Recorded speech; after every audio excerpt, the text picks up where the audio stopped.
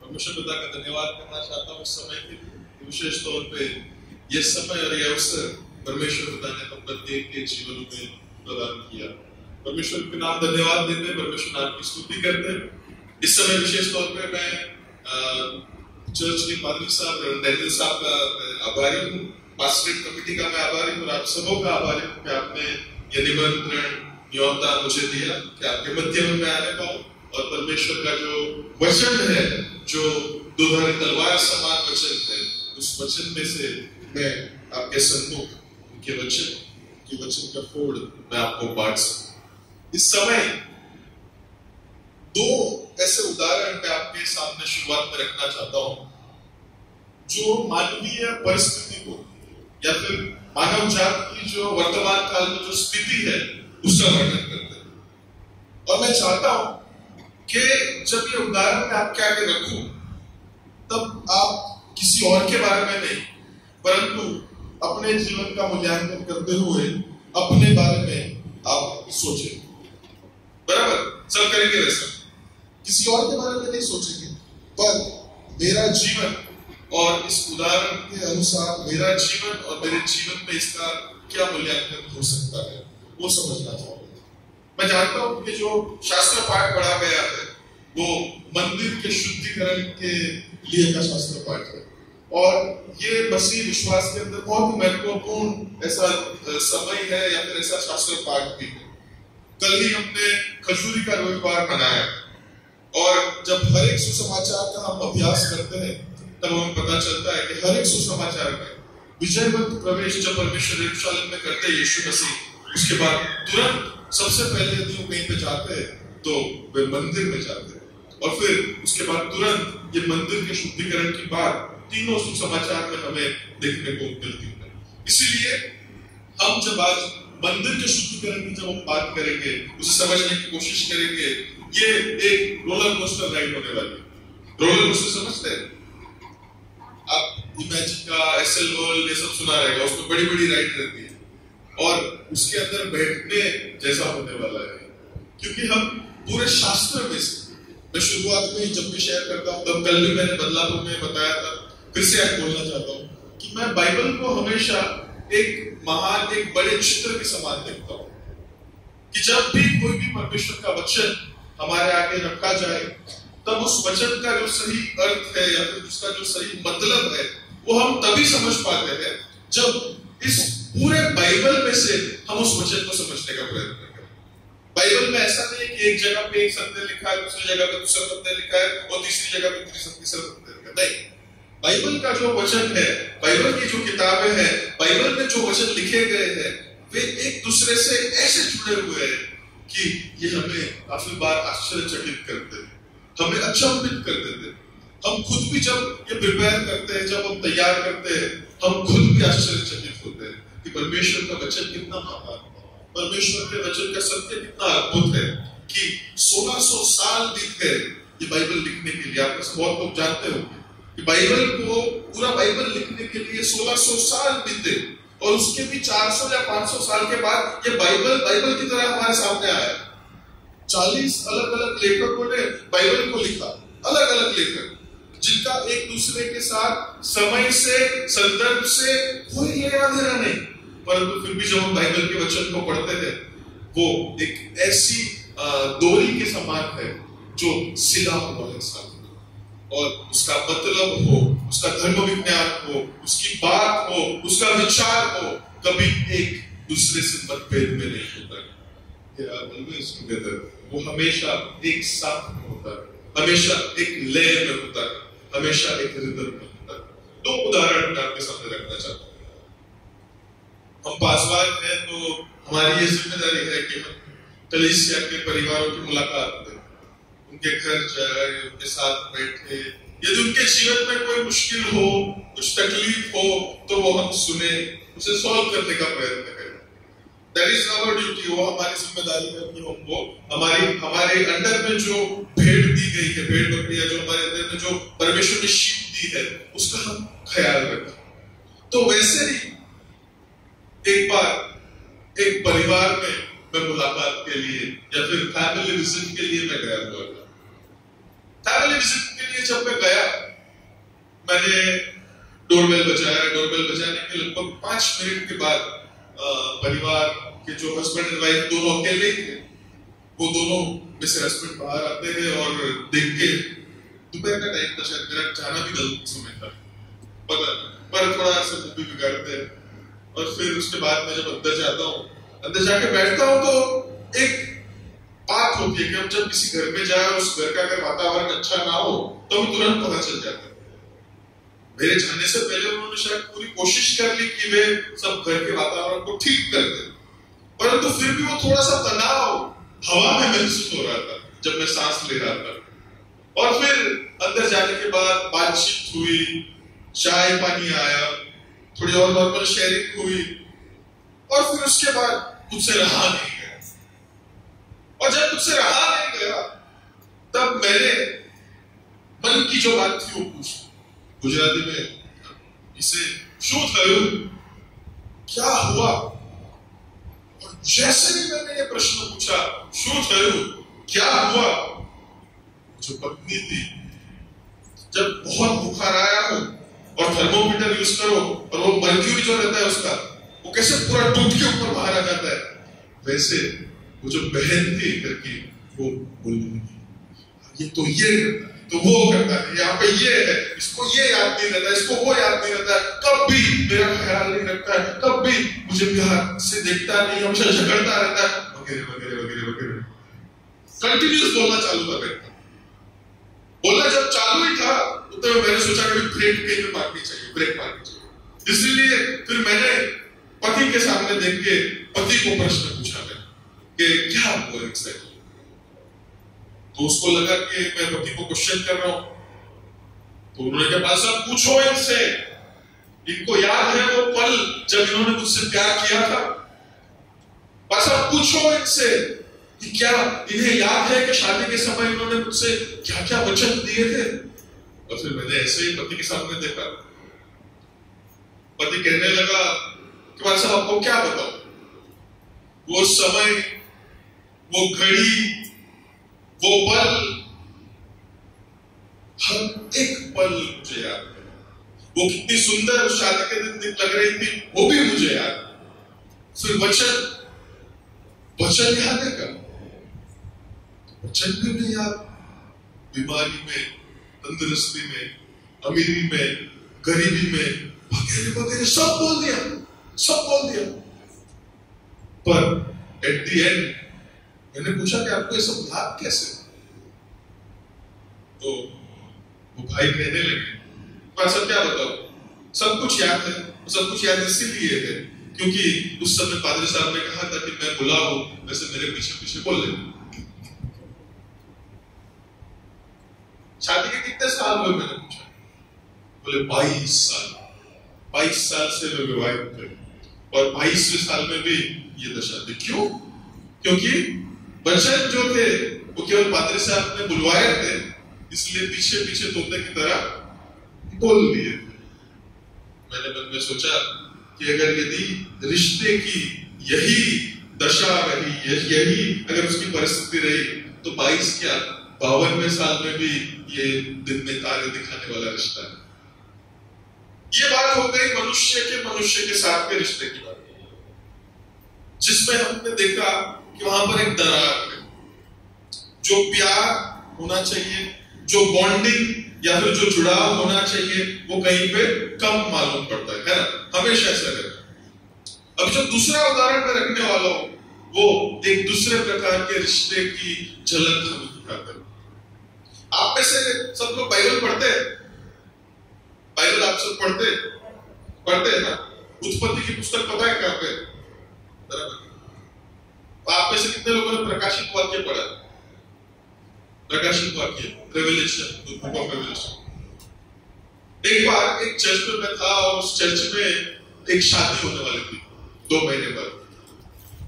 2 महीने बाद शादी होने वाली थी और मैं ऐसे ही चर्च ऑफिस में बैठा हुआ था। इतने में वो लड़की की शादी थी चर्च में, हमारे चर्च की लड़की थी और सामने से लड़के वाले आ रहे थे। तो 2 महीने पहले ही वो लड़की, उसके पिता, उसकी बहन, भाई, पूरा परिवार चर्च ऑफिस में आया और चर्च ऑफिस में आके पूछने लगा, भाई साहब चाबी चाहिए चर्च की। बोले क्या हो गया? नहीं बस अब चाबी चाहिए। बोले क्या हुआ, क्या करना है? तो शादी तो बहुत टाइम है ना। नहीं, बोले हमको शादी का रिहर्सल करना है। सुना है कभी ये? शादी का रिहर्सल करना है। बोले तो शादी की प्रैक्टिस करनी है एक बार। मैं भी थोड़ा सुन के शॉक हो गया। बोला शादी का रिहर्सल, ये कुछ नया कंसेप्ट आ रहा है। बड़े बड़े वेस्टर्न चर्चेस में वगैरह है, पर अपने इधर इतना इसको हम प्रैक्टिस नहीं करते। तो मैंने चाबी दिया और चाबी देते ही मैं भी खुद थोड़ा उत्सुक हो गया था, इसलिए मैं भी पीछे जाके लास्ट बेंच पे जाके बैठ गया। तो देखूं तो सही क्या कर रहे हैं ये लोग। जैसे ही उन्होंने चर्च खोला और चर्च खोलने के बाद उन्होंने तुरंत प्रैक्टिस करना शुरू की। और वो प्रैक्टिस किस चीज की कर रहे पता है? वेडिंग मार्च की प्रैक्टिस। मतलब जब जो दुल्हन होती है वो पीछे के दरवाजे से आगे चल के आती है, उसकी प्रैक्टिस कर रहे हैं। उसके साथ कोई ऐसे ही लड़का खड़ा उसके साथ चल रहा था, आगे कीबोर्ड बज रहा था और वो म्यूजिक के हिसाब से अपने स्टेप्स रख रही थी। उसको परफेक्ट चाहिए था, परफेक्ट। बोले तो कि जब म्यूजिक खत्म हो उसके साथ साथ उसके स्टेप्स भी उतने खत्म होने चाहिए, काउंटेड। कहना चाह रहा हूं उसका बात मतलब समझने की कोशिश करो। पैसे वाला परिवार था, इसीलिए उन्होंने शादी में कोई भी प्रकार की कमी रहने नहीं दी। चर्च को भी अंदर से बाहर से सब जगह से सजाया। सबने इतने अच्छे कपड़े पहने, सबने बहुत खरीदी की, लगभग बहुत लाखों रुपए उन्होंने शादी के पीछे खर्च किए। शादी का दिन आया, शादी का दिन आया, थोड़ा पैसे वाला, पहचान वाला परिवार था, इसलिए जो पूरा पुलपिट था वो भी पादरी साहब से भरा हुआ था। और फिर उसके बाद जो हुआ वो कुछ इस प्रकार से हुआ। लड़का लड़की भी बहुत अच्छे लग रहे थे, they were looking fine, very nice। अंदर आए, यहाँ पे बैठने के बाद मुझसे कुछ गलतियां हुई जो मैं आपके सामने रखना चाहता हूँ। सब खत्म होने के बाद शास्त्र पाठ पढ़ने का समय आता है, मतलब प्रभु का वचन पढ़ने का समय आता है। सबसे पहले गलती मुझसे ये हुई कि मैंने देखा कि सब कुछ इतना अच्छा है, पर लड़का और लड़की इन दोनों के पास बाइबल ही नहीं। ये सबसे पहली गलती हो गई मुझसे, मैंने देख लिया। फिर उसके बाद ऊपर से मैंने शास्त्र पाठ खोला। अभी आप मुझे, दानियल साहब को या फिर किसी भी पादरी साहब को, आप अगर रात को 2 बजे नींद में से उठा के पूछोगे ना कि शादी के लिए भाई कौन सा शास्त्र पाठ है, तो नींद में भी वो बोलेंगे उत्पत्ति 2 या फिर एफएसओ की पत्री 5 बार है, या फिर और कुछ रहेगा कुरिन्थियों में प्रेम के बारे में वगैरह। तो ये परफेक्ट है, जो शादी में हमेशा यही पढ़े जाते हैं और इन्हीं पे सरकम होते हैं। उस दिन भी शास्त्र पाठ बोला गया। मैंने बोला आज के लिए शास्त्र पाठ है उत्पत्ति का पुस्तक, उसका दूसरा अध्याय और 100 वर्सेस। अभी मुझसे दूसरी गलती हुई, इस शास्त्र पाठ तो मैं बोला, लेकिन उत्पत्ति 2 के लिए मैं पेज नंबर बोलना भूल गया। जब मैंने देखा था कि उनके पास बाइबल नहीं था, मेरे से तीसरी गलती हुई कि भाई मैंने अपना बाइबल जाके उन्हें दिया। चौथी गलती, मैंने बाइबल में बंद करके दे दिया और शास्त्र पाठ पढ़ने की शुरुआत हुई। शुरुआत होते ही लड़का और लड़की अर्थात प्रयत्न करने लगे। उत्पत्ति उसका दूसरा अध्याय और वो आयत ढूंढने के लिए। और सबसे आखिरी गलती जो क्लाइमैक्स था वो ये था कि वो जो लड़की थी ना, उसने देखा कि पादरी साहब हमारे सामने ही देख रहे। वो बड़ी चालाक, उसने क्या किया पता है? बाइबल ऐसे बीच में से खोला और ऐसे ऐसे ऐसे ऐसे उंगली करा। मैंने प्रभु से पूछा, ओ प्रभु तूने उत्पत्ति का पुस्तक बीच में क्यों रख दिया? हंसी आती है ना, पर ये चर्च का भविष्य है, क्योंकि यही नव दंपत्ति या फिर यही जो नवयुगल है, यही जो नया कपल है, वो आगे जाके कलीसिया में प्रवेश करेगा। कलीसिया में प्रवेश करेगा, इनके बच्चों की बात आएगी, फिर उसके बाद ये आगे जाके शायद हो सकता है कि कलीसिया के अगुवे भी बने।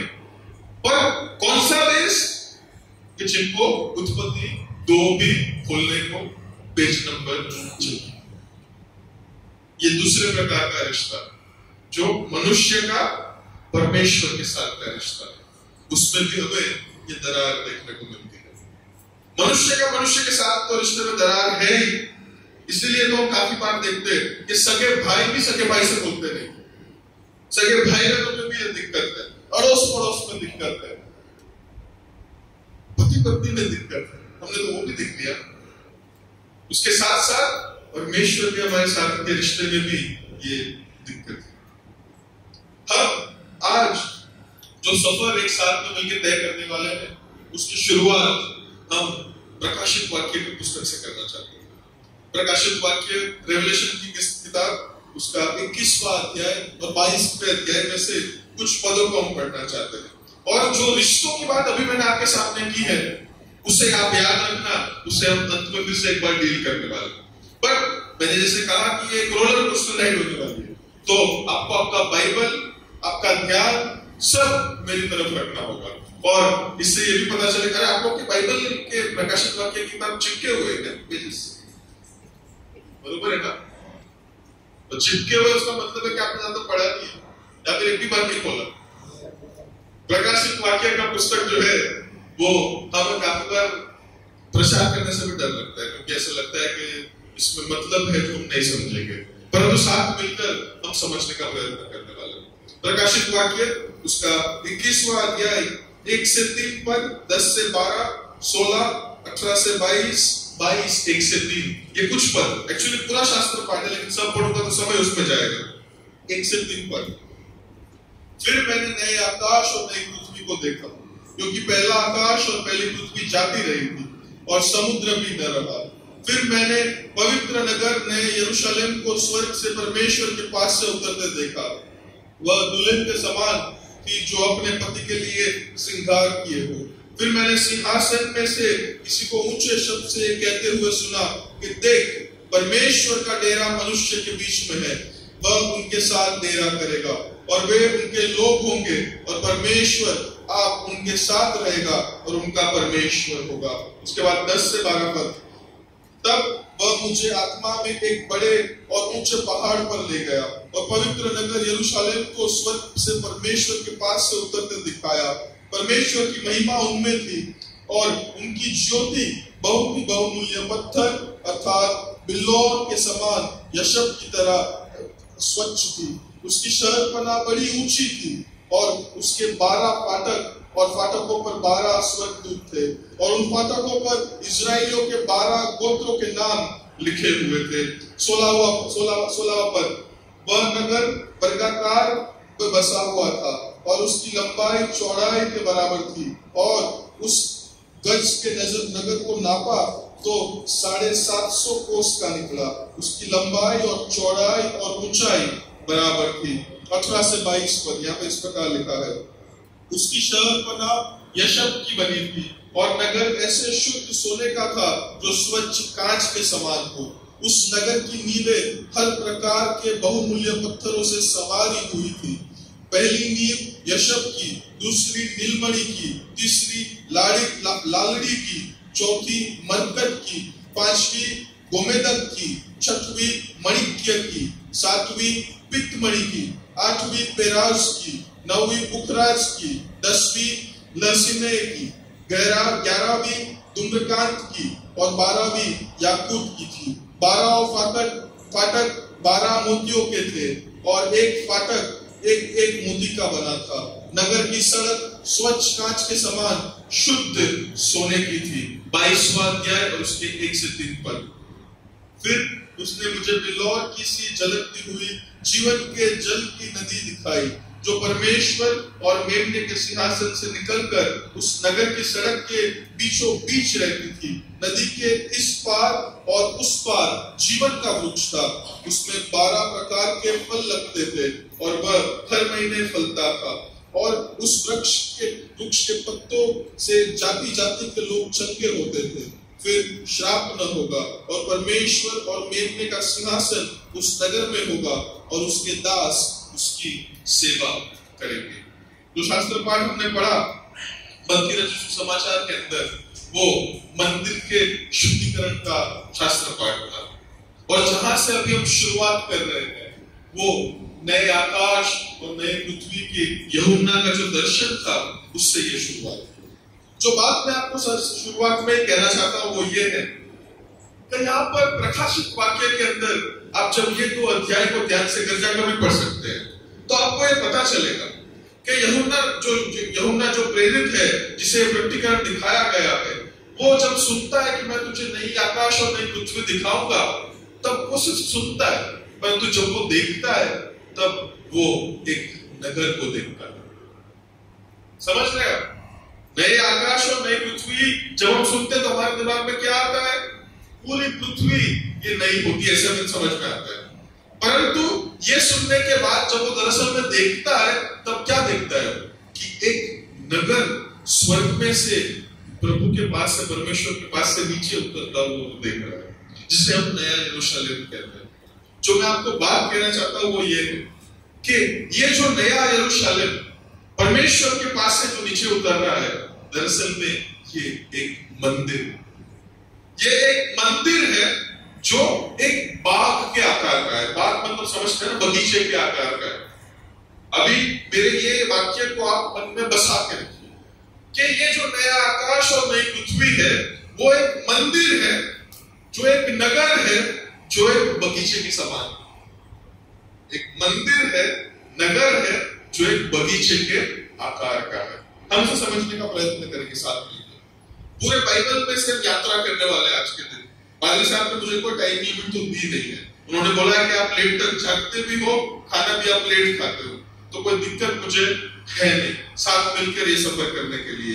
यदि आप हजकेल का पुस्तक देखेंगे तो हजकेल के पुस्तक के 40 से लेकर 48, 40 चैप्टर 40 से लेकर 48 तक जो हमें देखने को मिलता है वो नया मंदिर कैसे होने वाला है उस बात का वर्णन है। इस 9 अध्याय के अंदर मंदिर का वर्णन किया गया है कि जो नया मंदिर बनेगा वो कैसा होगा।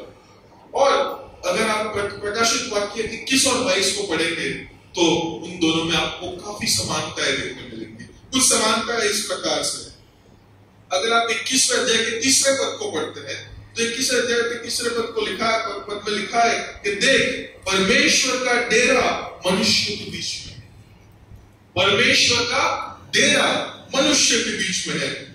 इस बात को हम हजकेल के 37 मतलब 37वें अध्याय में भी हम पाते हैं। अगर आप यूहन्ना रचित सुसमाचार को पढ़ेंगे तो वहां पे लिखा है कि परमेश्वर ने देह धारण करके हमारे बीच में वास किया। परंतु यदि आप यूनानी भाषा, ग्रीक भाषा जिसमें वो लिखा गया वो आप देखेंगे तो वहां पे जो मूल शब्द है वो है टैबरनेकल, मतलब डेरा करना। परमेश्वर ने यीशु मसीह में भी एक समय में पहली बार हमारे बीच में डेरा किया था, और वो टैबरनेकल शब्द है, वही शब्द का उपयोग पुराने नियम में मुलाकात मंडप के लिए, मतलब कि जो वाचा का जो तंबू था उसके लिए भी उपयोग किया जाता था। मतलब परमेश्वर का डेरा होना, ये भी एक मंदिर की भाषा है जो प्रकाशित वाक्य में नए आकाश और नई पृथ्वी के लिए लिखी गई है। यदि आप 10वां पद पढ़ेंगे तो 10वें पद में इस प्रकार लिखा है 21 और 10 कि तब वह मुझे आत्मा में एक बड़े और ऊंचे पहाड़ पर ले गया और पवित्र नगर यरूशलेम को स्वर्ग से परमेश्वर के पास से उतरते दिखाया।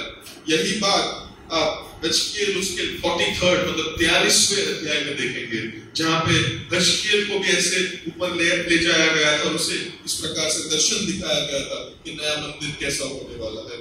11वें पद में लिखा है कि उस शहर के अंदर परमेश्वर का महिमा होगा। अभी ये जो बात है वो हमारे लिए नई नहीं है ना, क्योंकि परमेश्वर का महिमा होना एक कॉमन बात है। हम हमेशा ये सुनते आए कि परमेश्वर तेरा महिमा हो, परमेश्वर तेरा महिमा हो। पर यहाँ पे ये महत्वपूर्ण इसीलिए है क्योंकि यहाँ पर ये जो मंदिर या फिर ये जो नगर जो परमेश्वर का पास से नीचे उतरते हुए आ रहा है वो पूरी पृथ्वी को भर देता है। मतलब पूरी पृथ्वी पे, नए आकाश और नई पृथ्वी के अंदर पूरी पृथ्वी पे परमेश्वर का महिमा है और वो प्रकट होता रहता है। 12वें पद में लिखा है कि उसकी 12 फाटक है जो इजराइल के 12 गोत्रों के नाम से रखी गई है। उसी बात को हम हजकेल की पुस्तक में भी 48वें अध्याय के अंदर 31 और 34 में पढ़ते हैं। मैं आपको पैरेलल्स बता रहा हूँ, कंपैरिजंस बता रहा हूँ। क्यों? क्योंकि हम ये समझना चाहते हैं कि जो नया आकाश और नई पृथ्वी है वो दरअसल में मंदिर है, जो एक नगर है जो बगीचे के आकार का। क्योंकि हम मंदिर के शुद्धिकरण का शास्त्र पाठ समझने की कोशिश कर रहे हैं। आगे जाके और हिजकिय्याह की पुस्तक के अलावा भी बहुत सारे पुस्तक में हमें ये पैरेलल देखने को मिलते हैं। पहला राजा 6वां अध्याय 20 और 22 के अंदर वहां पे जब सुलेमान के मंदिर का वर्णन किया गया था तो वहां पर लिखा था कि वो शहर बना, उसके फाउंडेशन, उसकी नींव वो सोने की होगी और उसके अंदर बहुत ही बहुमूल्यवान पत्थर चढ़े जाएंगे। और उसी चीज को हम यहाँ पे पढ़ते हैं। 21वें अध्याय और 16वां पद जो है वहां पर प्रकाशित वाक्य 21 और 16 में लिखा है कि वो चारों तरफ से एक ही आकार के, इट्स अ स्क्वायर, उसकी लंबाई, चौड़ाई, ऊंचाई तीनों बराबर है, ऐसा लिखा है 21वें अध्याय के अंदर। उसी बात का वर्णन हम पहला राजा 6वें अध्याय के अंदर पाते हैं जहां पर होली ऑफ होलीज मतलब कि जो परम पवित्र स्थान है उसका वर्णन किया गया है। इसका मतलब है कि जो नया आकाश और नई पृथ्वी जो है वो केवल मंदिर नहीं है, it is the Holi of Holis, परम पवित्र स्थान है। पूरा का पूरा नगर, पूरा का पूरा शहर, पूरा का पूरा मंदिर। अब वहां पर पार्टीशंस नहीं है। आगे आप देखेंगे कि मंदिर के 3 भाग थे दरअसल में, एक था परम पवित्र स्थान, एक था पवित्र स्थान और एक दूसरे कॉमन लोगों के लिए जो लोग वहां पर आके आराधना कर सके वैसे उनके लिए का स्थान। परंतु नए आकाश और नई पृथ्वी में ऐसा कोई पार्टीशन नहीं है, ऐसा कोई अलग नहीं किया गया है। पूरा का पूरा नया आकाश और नई पृथ्वी वो परम पवित्र स्थान है। क्यों? क्योंकि आगे हमने देखा कि परमेश्वर का जो महिमा है, परमेश्वर की जो उपस्थिति है वो वहां पर वास करते हम देख पाते हैं। ये जो मंदिर है ये एक बगीचे के समान है। अभी ये मैं आपको कैसे बता रहा हूं, 22वें अध्याय को अगर आप पढ़ेंगे तो दूसरी आयत से आगे हमने अभी पढ़ा, वहां पे लिखा है कि उस नगर की सड़क के बीचों बीच बहती एक नदी है, नदी के इस पार और उस पार जीवन का वृक्ष है, उसमें 12 प्रकार के फल है और वो हर महीने फलते हैं। उस वृक्ष के पत्तों से जाति के लोग वे चंगे और भले होते हैं। ये एक बगीचे के समान है, एक नया नगर है, इट्स अ स्क्वायर जो हर एक तरफ से एक ही आकार का है, एक ही ऊंचाई, लंबाई और चौड़ाई का है। और वो एक ऐसा नगर है जो बगीचे के समान है, जो एक प्रकार से वैसे कह सकते हैं कि यहाँ पर यूहन्ना जो है जिसने प्रकाशित वाक्य लिखा है वो नए आकाश और नई पृथ्वी को एक बगीचे के समान, एक मंदिर के समान उसे कंपेयर करने की कोशिश करता है। क्यों ऐसा?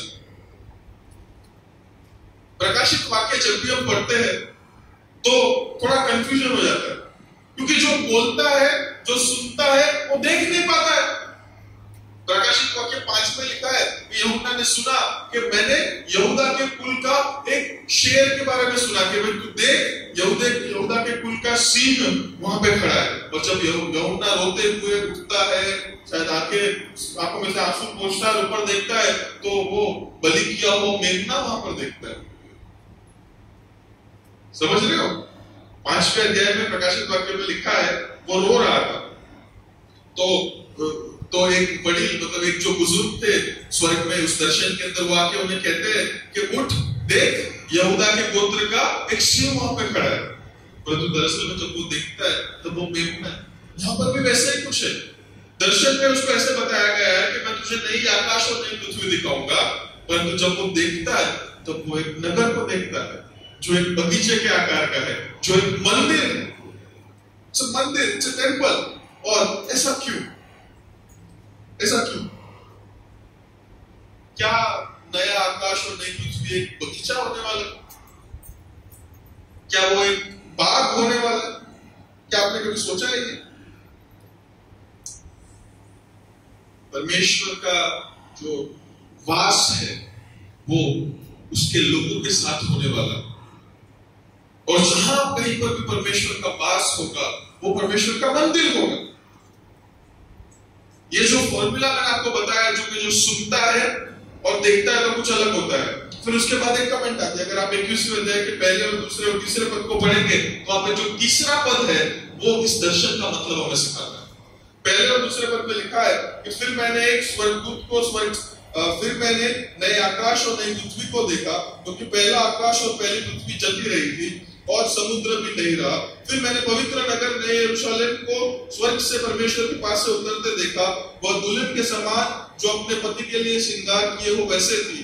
तीसरे पद के अंदर उसका मतलब लिखा है, फिर मैंने सिंहासन में से किसी को ऊंचे आवाज से कहते हुए सुना कि देख, परमेश्वर का डेरा मनुष्य के बीच में। मंदिर का मतलब क्या है? परमेश्वर का डेरा मनुष्य के बीच में जब आता है तब वो मंदिर, दैट इज द टेम्पल, जहां पर परमेश्वर का वास होता है, जहां पर आप परमेश्वर से बातचीत कर सको, जहां पर आप परमेश्वर से कम्युनिकेट कर सको। 22वें अध्याय के 14वें पद में लिखा है वहां पर कि धन्य वे है जो अपने वस्त्र धो लेते हैं, क्योंकि उन्हें जीवन के वृक्ष के पास आने का अधिकार मिलेगा और वे फाटकों से होकर नगर में प्रवेश करेंगे। और उसी बात को हम पुराने नियम में भी देख पाते हैं। उसके बाद 15वें अध्याय के अंदर लिखा है बहुत ही महत्वपूर्ण बात। मैं कभी कभी परमेश्वर का धन्यवाद मानता हूं क्योंकि इस बात का भी वर्णन उन्होंने यहाँ पर किया है कि पर कुत्ते, तोन्हे, व्यभिचारी, हत्यारे, मूर्ति पूजक और हर एक झूठ का चाहने वाला और गढ़ने वाला बाहर रहेगा। धन्य है वे लोग जो फाटक से शहर में जाएंगे, परंतु जो नहीं जाने वाले उसका भी वर्णन यहाँ पे किया गया है। अगर आप 21वें अध्याय की 7वीं पद आप पढ़ेंगे, 21वें अध्याय की 7वीं पद में इसी सूची को लिखा गया है, पर यहाँ पर उसका वर्णन कुछ अलग है कि जो जय पाए वही इन वस्तुओं का वारिस होगा और मैं उसका परमेश्वर होगा और वो मेरा पुत्र होगा। परंतु डरपोक, अविश्वासी, घिनौनों और हत्यारों और व्यभिचारियों और टोंटों और मूर्ति पूजकों और जो सब झूठ का भाग उस झील में होगा जो आग और गंधक से जलती रहती है, यही दूसरा मृत्यु।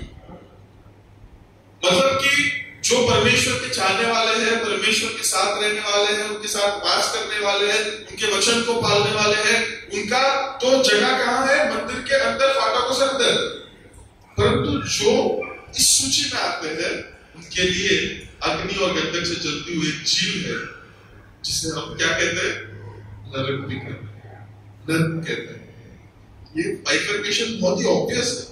अभी इस प्रकार का दर्शन यूहन्ना क्यों देखता है? अब मैं आपको विनती करूंगा कि अभी हम बाइबल के आखिरी 2 अध्यायों में थे, आइए हम बाइबल के पहले 2 अध्यायों में पढ़ना चाहिए। पेज नंबर बोलूं क्या? उत्पत्ति 1 और 2। उत्पत्ति 1 और 2 के अंदर हम जानते हैं कि सृष्टि के सर्जन का वर्णन किया गया है। और जो बात मैं आपके सामने रखना चाह रहा हूं वो ये है कि जो एदन बाड़ी है या फिर जो एदन बाग है वो भी परमेश्वर का मंदिर, वो भी परमेश्वर का मंदिर है। कैसे कह सकता हूं? क्योंकि एदन बाग एक ऐसा बाग है जहां पर परमेश्वर खुद वहां पर आता था, उनकी उपस्थिति वहां पर थी। परमेश्वर के वचन में ये लिखा गया है कि परमेश्वर शाम को वहां पर टहलता था। मतलब आगे और पीछे हम टहलते कैसे? एक पॉइंट से दूसरा पॉइंट, ऐसे नहीं कि चलते रहते दूर, नहीं, एक पॉइंट से दूसरा पॉइंट, दूसरा पॉइंट से तीसरा, वैसे टहलते थे परमेश्वर वहां पे। उसी भाषा का उपयोग हम लेविटिकस मतलब लेवियों की पुस्तक में और अन्य पुस्तकों में देखते हैं, जहां पर परमेश्वर के मंदिर में जो उनका वास था, मंदिर में जिस प्रकार से वे टहलते थे, मंदिर में जिस तरह से वो रहते थे, उसका वर्णन वहां पर किया गया है। परमेश्वर की उपस्थिति वहां पर होना। वहां पर एदन बाग में परमेश्वर ने अपने पहले याजक को रखा। परमेश्वर का पहला याजक कौन था? आदम। परमेश्वर का पहला याजक आदम था और आदम को दूसरे अध्याय के 15वें पद के अनुसार एक जिम्मेदारी दी गई। वहां पे लिखा है, तब यहोवा परमेश्वर ने आदम को लेकर एदन की वाटिका में रख दिया कि वह उसमें काम करे और उसकी रक्षा करे। काम करे, रक्षा करे, ये 2 जिम्मेदारी किसको दी गई थी? आदम को दी गई। काम करना मतलब सेवा करना, सर्विस करना और रक्षा करना।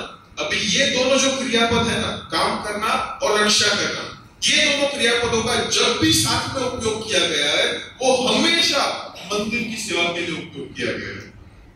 जहां कहीं पर भी इन दोनों क्रियापद का उपयोग एक साथ में किया गया है, उसे मंदिर की सेवा के लिए उसका उपयोग किया गया है। कि जो लोग मंदिर की सेवा करते थे, इज़राइल जब मंदिर की सेवा करता था या फिर जो याजक मंदिर की सेवा करते थे, तब उनकी जिम्मेदारी यही थी कि वे सेवा करें और रक्षा करें, सेवा करें और रक्षा। रक्षा किस बात से? कि कोई मलिनता या फिर अपवित्र चीज उसमें अंदर ना आ जाए। वो सेवा करने की बात और साथ साथ में उसकी रक्षा करने की बात वहां पर हम उस प्रकार से देख पाते हैं। यदि हम एजकेल का पुस्तक उसका 28वां पद देखें और 28वां अध्याय देखें, तो वहां पर भी हमें आदम की बात देखने को मिलती है। अब मेरे साथ खोले एजकेल का पुस्तक उसका 28वां अध्याय। एजकेल 28 में हमें बहुत ही महत्वपूर्ण सत्य देखने को, जानने को, समझने को मिलते हैं आदम के लिए। काफी लोग ऐसे कहते हैं कि ये शैतान का वर्णन है, पर मैं आपको आज बताना चाहता हूं ये शैतान का वर्णन नहीं है, ये आदम का वर्णन। क्योंकि आदम ही एकमात्र ऐसा परमेश्वर की छवि में, परमेश्वर की प्रतिमा में बनाया हुआ था जिसे परमेश्वर ने बाग में रखा था।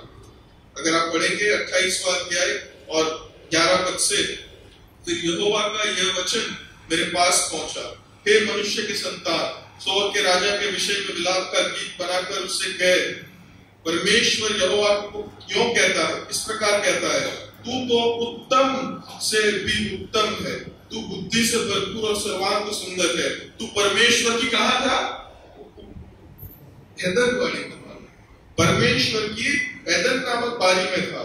तेरे पास आभूषण, माणिक, बगैरात, हीरा, फिरोज, सुलेमानी मणि, यशब, नीलमणि, मरकत और लाल मणि और सब भांति के मणि और सोने से पहनावे थे। तेरे डफ और बांसुरियों की तुझी में बनाई गई थी।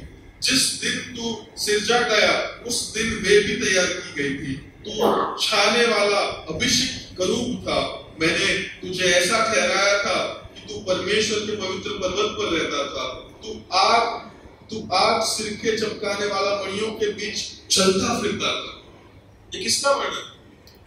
ये परमेश्वर के पहले याजक का वर्णन। अगर आप पहला राजा पढ़ोगे तो पहला राजा के अंदर आपको ये देखने को मिलेगा कि जो याजक का जो वस्त्र जिस तरह से बनाना था, उस वस्त्रों में इन सब मणियों को रखना था। सेम प्रोसीजर वहां पर भी हम देख पाते हैं। मतलब आदम कौन था? आदम परमेश्वर का पहला याजक था, जिसकी जिम्मेदारी थी कि वो रक्षा करे और काम करे, कार्य करे, यज्ञ करे, परमेश्वर की आराधना करे। What is his responsibility? ये उसकी जिम्मेदारी थी मेरे प्यारे भाइयों और बहनों। परंतु आदम क्या करता है? आदम वहां पर निष्फल जाता है। आदम वहां पर निष्फल जाता है। आगे भी बहुत सारी ऐसी बातें जो हमें बताती है कि एदन एक बाग था, परंतु ये एक मंदिर था। वहां पर हम करूब की बात देखते हैं। सही बात है ना? अगर आप सुलेमान के मंदिर में देखेंगे या फिर आप मुलाकात मंडप, मतलब जो तंबू था, मुलाकात का तंबू, उसमें भी अगर आप देखेंगे तो वहां पर स्पष्ट लिखा था कि जो वाचा का संदूक था उसके आजू बाजू में 2 करूब के चिन्ह बनाए गए। क्यों? क्योंकि रक्षा करने की। वो रक्षा की सबसे पहली जिम्मेदारी किसके पास थी? आदम के पास थी। आदम निष्फल गया, इसलिए फिर वहां पर 3 और 24 के अनुसार, उत्पत्ति 3 और 24 के अनुसार किसको रखा गया? 2 करूबों को परमेश्वर ने वहां पर रखा ताकि वो उस जीवन के वृक्ष की रक्षा करे। रिस्पॉन्सिबिलिटी, वो जिम्मेदारी थी जो परमेश्वर ने आदम को दी थी, पर आदम निष्फल जाता है वहां पर। आगे जाकर हम देखेंगे तो बगीचा, जो गार्डन था, जो एदन बाग था, वो दरअसल में इस्राएल के मंदिर के अनुसार था। उस प्रकार से उसका वर्णन किया गया था। अच्छा, आपको एक बात पता है क्या कि उस वाड़ी का नाम एदन नहीं था? हम काफी बार ये समझते हैं कि उस वाड़ी का नाम ही एदन था। उस वाड़ी का नाम एदन नहीं था मेरे हिसाब से। आप मानते हो क्या मेरी बात? उस वाड़ी का नाम एदन था, लगता है आपको? दरअसल में उस वाड़ी का नाम एदन नहीं था, परंतु उस वाड़ी, वो जो वाड़ी थी वो एदन नाम की एक जगह के बाजू में थी, इसलिए उसको हम एदन वाड़ी कहते हैं। अगर आप दूसरा अध्याय पढ़ेंगे तो वहां पर वो स्पष्ट लिखा है कि एदन नाम की जगह से नदी बहती है और उसके बाजू में ये वाड़ी है, और इसलिए हम उसे एदन वाड़ी कहते हैं। मतलब कि वहां पर एदन जो था, एदन के भी 3 भाग थे। एक जो एदन वाड़ी के भी 3 भाग थे, मतलब उस मंदिर के भी 3 भाग थे। तब जहां से पानी बहता है वो एक भाग था जहां पर परमेश्वर का वास था, दूसरी थी बाड़ी जहां पर आदम को सेवा करनी थी, और तीसरी उसके बाहर एक ऐसी जगह पे थी जहां पर कोई रह नहीं सकता। अगर आप पढ़ेंगे वचन को तो वहां पर स्पष्ट वहां पर उत्पत्ति 1 से 3 में आपको ये देखने को मिलेगा। मंदिर को मैंने पहले बताया, मंदिर के भी 3 भाग थे, महापवित्र स्थान, पवित्र स्थान, और फिर जहां पे लोग आराधना करते थे वो स्थान। एदन भी एक बाड़ी थी, एदन भी एक बाड़ी थी।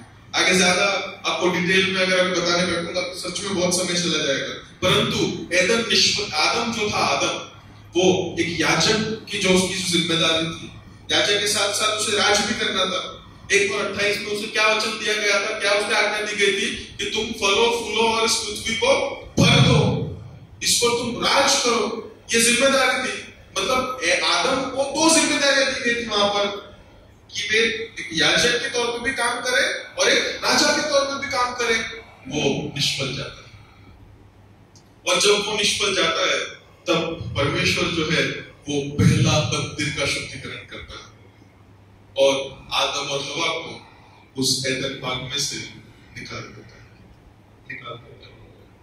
मत्ती में आप पढ़ते हैं इसमें कि यीशु मसीह जाके मंदिर का शुद्धिकरण करता है, और काफी बार हम सोचते हैं कि this is the only one, परंतु यहाँ पे उत्पत्ति 3 में ही परमेश्वर का मंदिर का शुद्धिकरण कर रहे हैं, क्योंकि परमेश्वर पाप को आंक नहीं सकते अपने सामने, परमेश्वर के सामने पाप नहीं रह सकता। परमेश्वर क्या ही परमेश्वर। आदम निष्फल जाता है, आदम के बाद नूह की बात आती है। अगर आप नूह का जो नाव था, जिसने बड़ा जो नाव बनाया था, द आर्क ऑफ नोआ जिसे हम कहते हैं, उसका भी यदि आप वर्णन पढ़ेंगे तो उसमें भी आपको पता चलेगा कि वो भी दरअसल में परमेश्वर का एक टेंपल था, परमेश्वर का मंदिर था। डिटेल में भी आपके सामने मैं बता नहीं सकता, परंतु उसके भी 3 भाग थे। वहां पर भी परमेश्वर ने नूह को आदम के समान जिम्मेदारी दी गई थी, परंतु आदम और उसके बेटों के पाप की वजह से फिर वो भी वहां पर खत्म हो जाता है। फिर उसके बाद हम इब्राहिम की कहानी सुनते हैं। इब्राहिम, इसहाक, याकूब, इन सबको एक ही आशीर्वाद दिया गया था, क्या कि मैं तुम्हारी संतति को, मैं तुम्हारे बच्चों को इस पृथ्वी के रेती के कण और आकाश के तारों के समान मैं कर दूंगा और मैं तुम्हें पूरी पृथ्वी पे भर दूंगा। दरअसल में वो जिम्मेदारी आदम की थी कि वो इस बगीचे की सरहदों को बढ़ाए और पूरी पृथ्वी पे परमेश्वर की महिमा को फैलाए, परंतु आदम निष्फल गया, नूह निष्फल गया। नूह के बाद इब्राहिम के द्वारा परमेश्वर ने वचन दिया और फिर परमेश्वर ने इस्राएल को बनाया। इब्राहिम, इसहाक, याकूब का नाम इस्राएल भी रखा था परमेश्वर ने। फिर याकूब के 12 बच्चे, 12 बेटों के 12 गोत्र, फिर 12 गोत्रों के बाद वो एक राज्य के तौर पर स्थापित हुआ, परंतु वे मिस्र में एक गुलामगिरी में थे। वहां से मूसा ने उन्हें छुड़ाया। फिर उसके बाद पर्वत पर से परमेश्वर ने मूसा के द्वारा बात की और मूसा से कहा कि इस प्रकार तुझे मुलाकात का तंबू बनाना है। और फिर हम इंस्टीट्यूशनलाइज्ड वर्शिप देखते हैं कि मतलब स्थापित की गई आराधना, और फिर वहां पे तंबू बनाया जाता है उस मेजरमेंट के साथ, उस पर्टिकुलर कपड़े का उपयोग इस प्रकार से होना चाहिए, ऐसा होना चाहिए, वैसा होना चाहिए। फिर उसके बाद दाऊद के बाद सुलेमान के समय में पहला मंदिर बनता है, पहला मंदिर। फिर वहां पर याजक पद के अंदर हम बहुत ही भ्रष्टाचार देखते हैं उस समय के अंदर, और फिर परमेश्वर नबूकदनेस्सर का उपयोग करता है और नबूकदनेस्सर के द्वारा दूसरी बार मंदिर का शुद्धिकरण करता है। उस मंदिर को परमेश्वर नेस्तनाबूद कर देता है, परंतु वो मंदिर का नाश हो उससे पहले हजकिय्याह प्रबोधक, एक हजकिय्याह भविष्यवक्ता जो है वो दर्शन को देखता है, और वो दर्शन को देखते हुए इस प्रकार देखता है, 10वें अध्याय के अंदर आप पढ़ पाएंगे कि परमेश्वर का जो महिमा है, परमेश्वर की जो उपस्थिति है, वो मंदिर से उठकर पूर्व दिशा की ओर वो जैतून पहाड़ के पास जाकर रुकती है। और कल हमने पाम संडे के दिन देखा कि यीशु मसीह कहां से आते हैं, यरूशलेम में, जैतून पहाड़ से आते हैं। वो दूसरा मंदिर का शुद्धिकरण होता है। फिर आगे जाके हम देखते हैं कि जरुब्बाबेल के समय में, जरुब्बाबेल और एजरा के समय में वो नया मंदिर बनाया जाता है, दूसरा मंदिर बनाया जाता है। उसी मंदिर को फिर हेरोद रिनोवेट करता है। फिर उसके बाद यीशु मसीह जो अभी है जहां पर, वो दरअसल में एक बड़ा सा अद्भुत वैभवशाली ऐसा मंदिर है। उस मंदिर के द्वारा, उस मंदिर का शुद्धिकरण यीशु मसीह अभी यहाँ पर मत्ती रचित सुसमाचार में हमारे सामने करते हुए हमें दिख रहे हैं। मंदिर का शुद्धिकरण करने की जरूरत क्या है? कोरिन्थियों में पढ़ते हैं कि पौलुस कहता है कि तुम्हारा जो शरीर है ये भी जीवन परमेश्वर का मंदिर है, ये पवित्र आत्मा का घर है। हमें हमारे जीवनों का विशुद्धिकरण करने की आवश्यकता है। क्यों?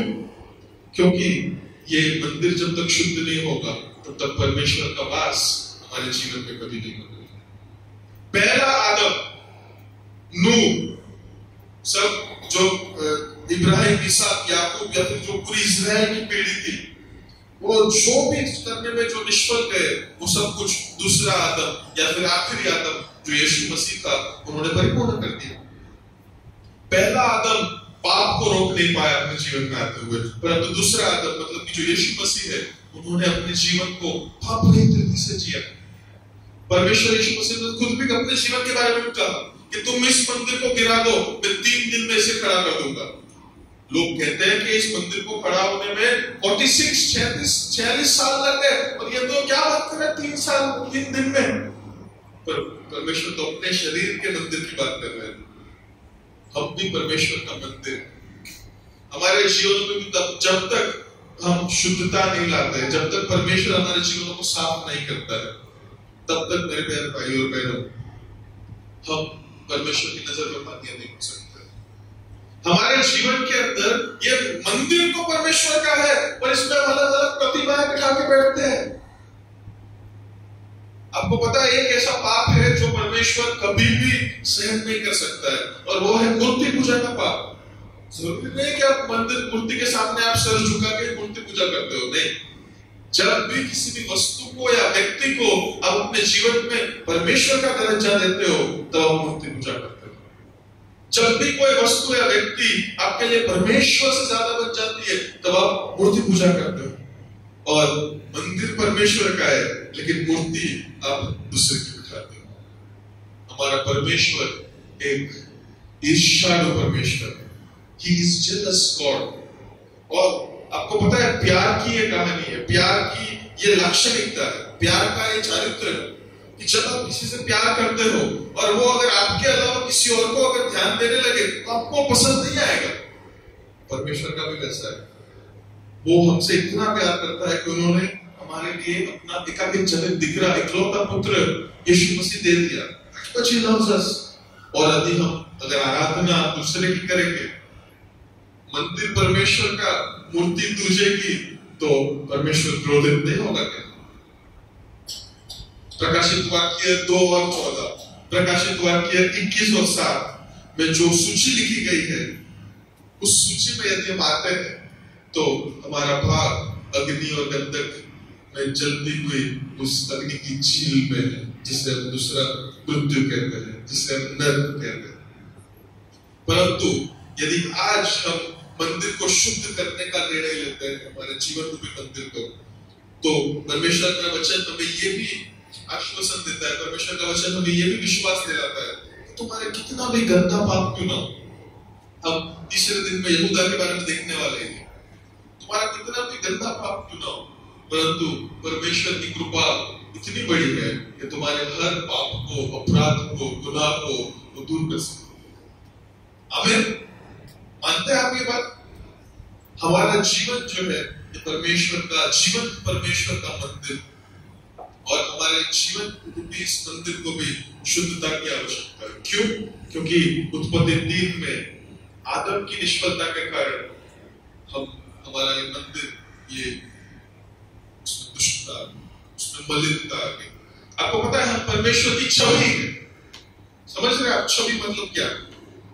छवि मतलब इमेज, इमेज मतलब प्रतिमा। अभी एक प्रतिमा कैसी होती है?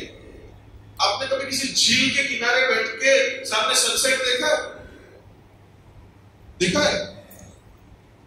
जब आप उस झील के किनारे बैठेंगे तो ऊपर होगा सन, जिसके 3 गुण है, उसकी ऊंचाई, लंबाई, चौड़ाई तीनों है, परंतु नीचे झील में जो गिर रहा होगा वहां पे भी आपको एक सूरज दिखेगा, और वो सूरज के 3 गुण नहीं होंगे, सिर्फ 2 गुण होंगे। ऊपर अगर 3D है तो नीचे कितना होगा? 2D ये इमेज है, हम परमेश्वर की वैसी इमेज है। यदि परमेश्वर 3D है तो हम उसकी इमेज है, उसकी छवि है, उसकी प्रतिमा है, मतलब हम 2D है। We are almost like God. We are not God. हम परमेश्वर नहीं है, हम परमेश्वर के जैसे बनाए हुए हैं।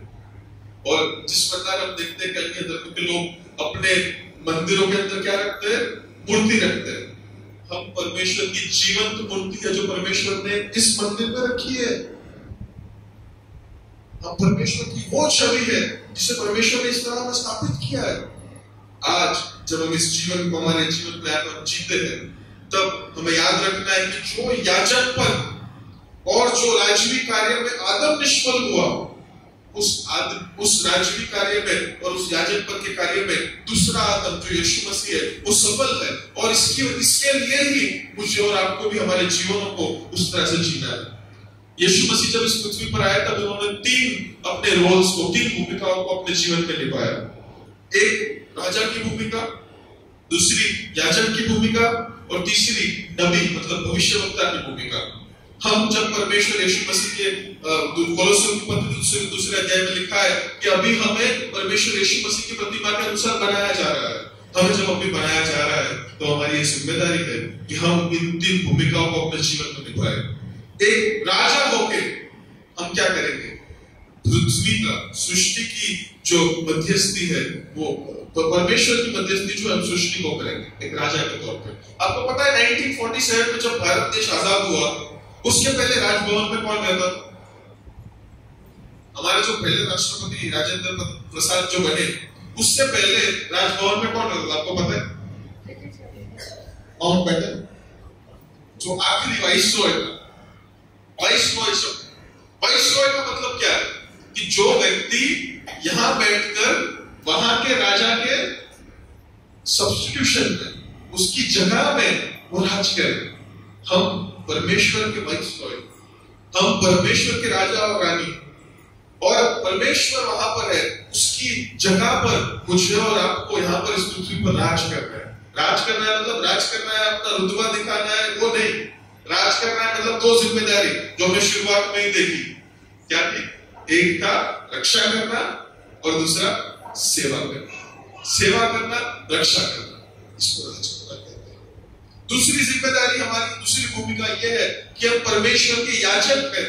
इसी बात को हम पतरस की जो पत्री है उसमें पढ़ते हैं। वहां पे पतरस कहता है तुम राजमान्य याजक वर्ग हो। हम सब याजक, हम सब परमेश्वर के याजक हैं और हमारी जिम्मेदारी यह है कि सृष्टि की मध्यस्थी हम परमेश्वर को करें। समझ रहे? एक राजा के तौर पे हम परमेश्वर का प्रतिनिधित्व सृष्टि को करते हैं।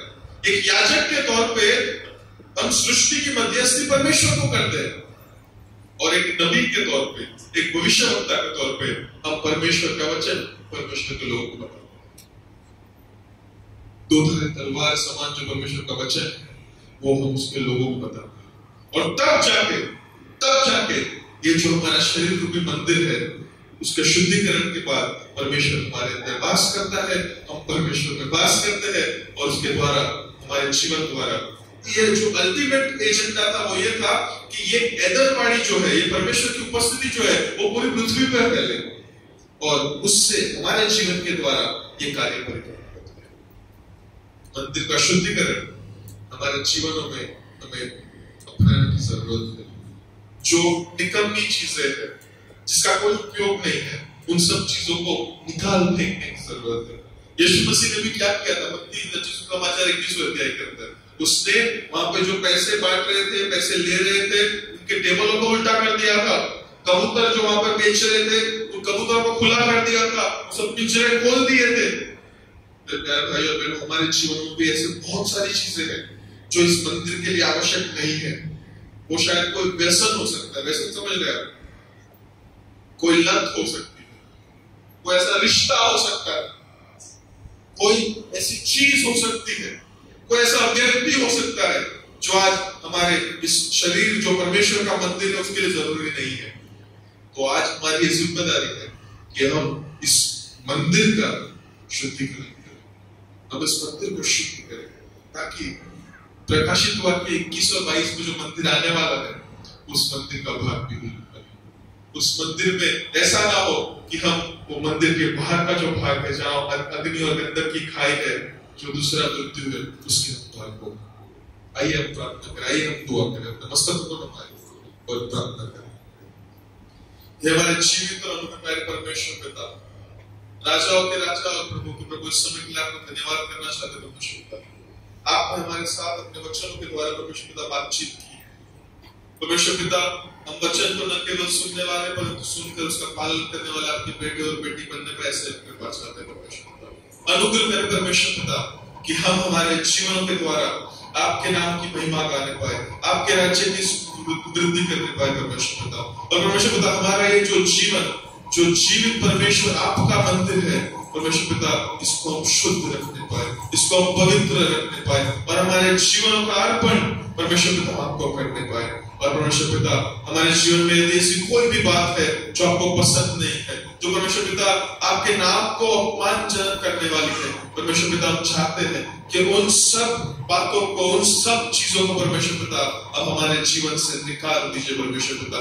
हमें शुद्ध कीजिए, हमें पवित्र कीजिए परमेश्वर पिता।